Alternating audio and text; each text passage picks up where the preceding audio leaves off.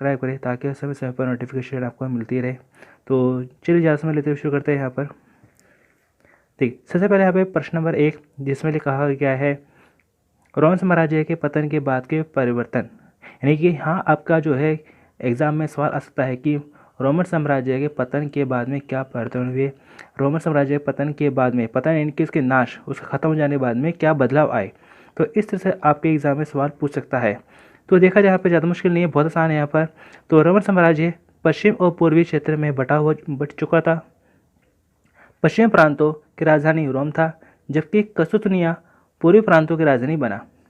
Roman सम्राट Constantine ने 330 ईस्वी में भिंजतिया के पुराने यूनानी शहर में पूर्वी क्षेत्रों की नई राजधानी स्थापित की थी।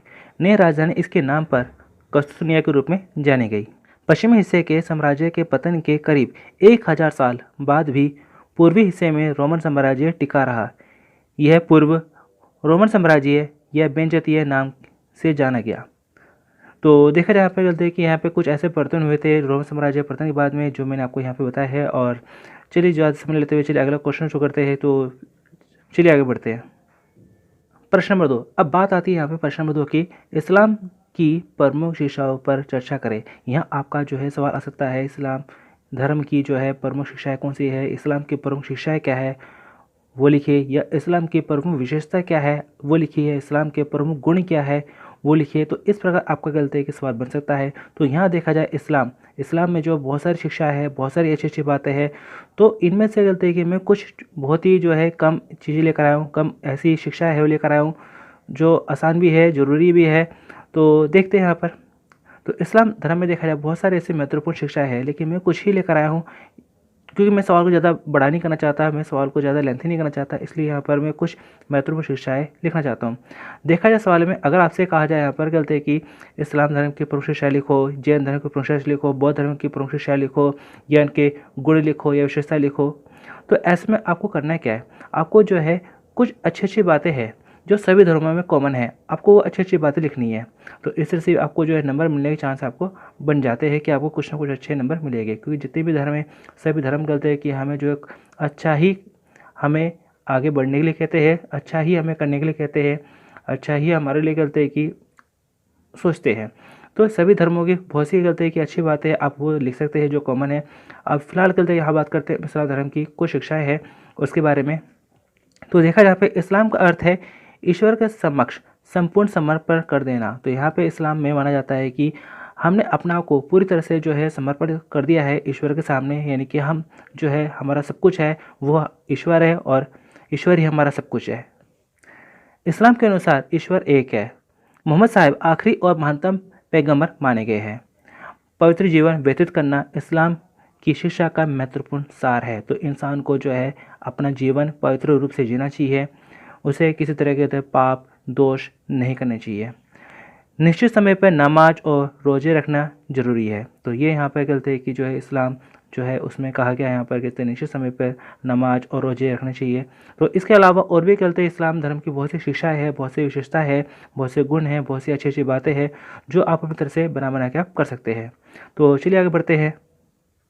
प्रश्न नंबर 3, मध्यकालीन भारतीय अर्थव्यवस्था की प्रमुख विशेषताओं को बताएं। यह आपका सवाल आ सकता है। आपका सवाल आ सकता है मुगल काल में राजस्व वसूली का क्या प्रावधान था, स्पष्ट करें।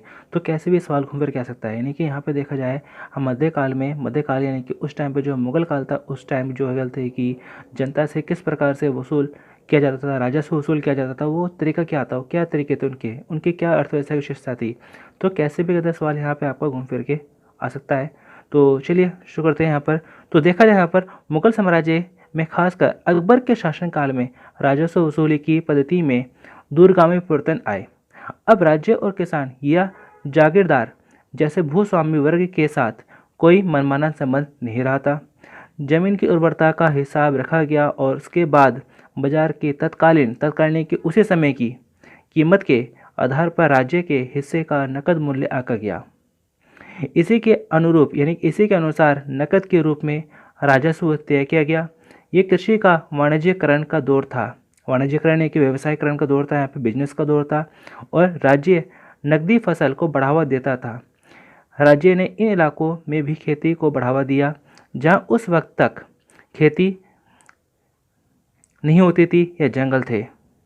तो कुछ आपको इस तरह से गलती इसकी जवाब लिखने हैं। इसके अलावा आप अपनी तरफ से भी इसमें काफ़ी अपना जोड़ सकते हैं। आपको करना है क्या है, एग्जाम में जो भी सवाल आए सबसे पहले आपको वो सवाल करने हैं जो आपको बहुत अच्छे से आते हैं। कोशिश करनी है आपको कि जो भी आप आंसर कर रहे हैं वो आंसर आप करें पॉइंट्स में। तो अगर आप करते हैं कि 4 नंबर का सवाल है, अगर आप उसको जो है 4 नंबर के पॉइंट्स में करते हैं, भले वो पॉइंट्स ज़्यादा बड़े ना हो, 2-2 लाइन के पॉइंट्स होंगे, 3-3 लाइन के पॉइंट्स भी होंगे, तो भी गलती है कि चलेगा। तो यहाँ आपके अगर आपने 4 पॉइंट्स भी किया है तो आपको 4 नंबर मिलेंगे।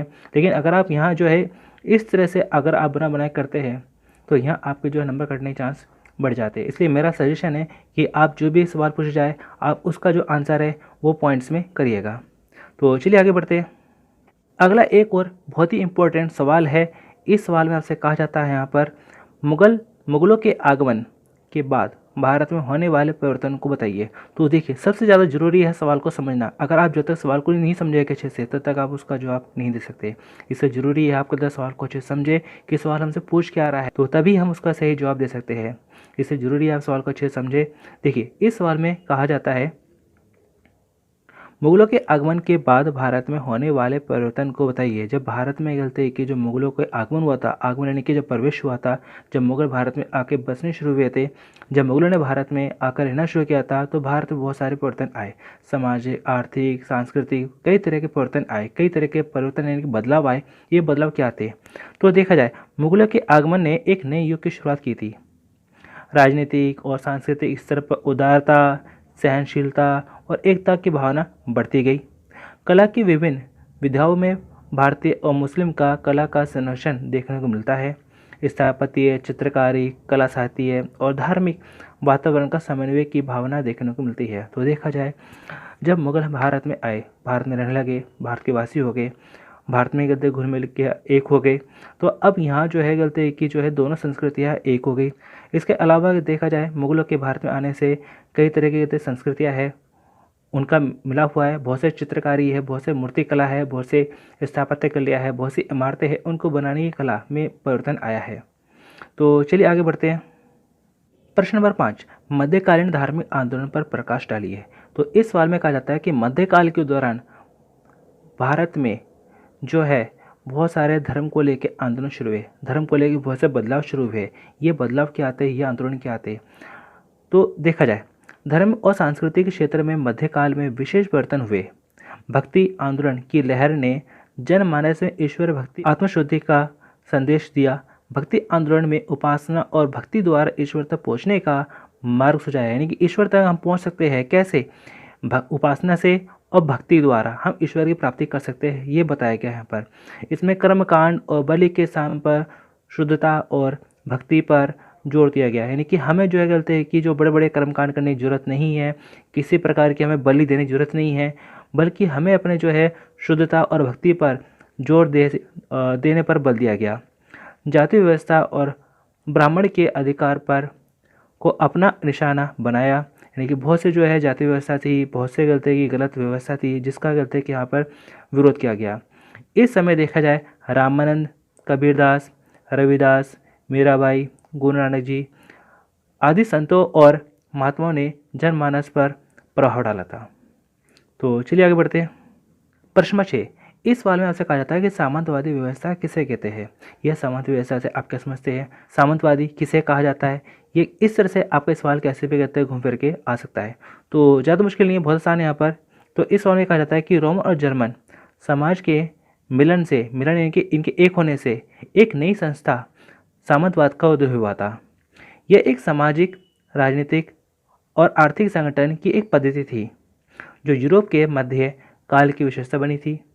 ताकतवर जर्मनी सरदारों ने राज्य की सत्ता पर कब्जा कर लिया।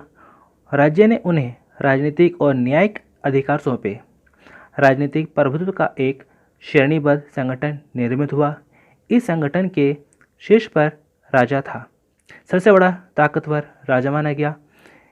उसके नीचे थे बड़े सामंतों, ड्यूक और अर्ल के नाम से जाने जाते थे। उनके नीचे छोटे सामंत, इन्हें बेरान कहा जाता था। सारी शक्तियाँ राजा के हाथ में केंद्रित होती थी, सबसे बड़ी ताकत जो है राजा ही होती थी। तो ये यहाँ पर थी सामंतवादी व्यवस्था, जिसमें कहते हैं कि जो है राजनीतिक, सामाजिक, आर्थिक, एक तरह से पद्धति है संगठन की। तो दोस्तों इस वीडियो में आपके लिए मैं सिर्फ ज़्यादा नहीं, सिर्फ 6 क्वेश्चन लेकर आया था, क्योंकि मैं इस चैप्टर से आपके लिए जो सबसे ज़्यादा जो मेन जो सवाल है समझता हूँ कि आपके लिए ये जो 6 सवाल है ये आपके लिए बहुत ज़्यादा ज़रूरी है इस चैप्टर 2 से।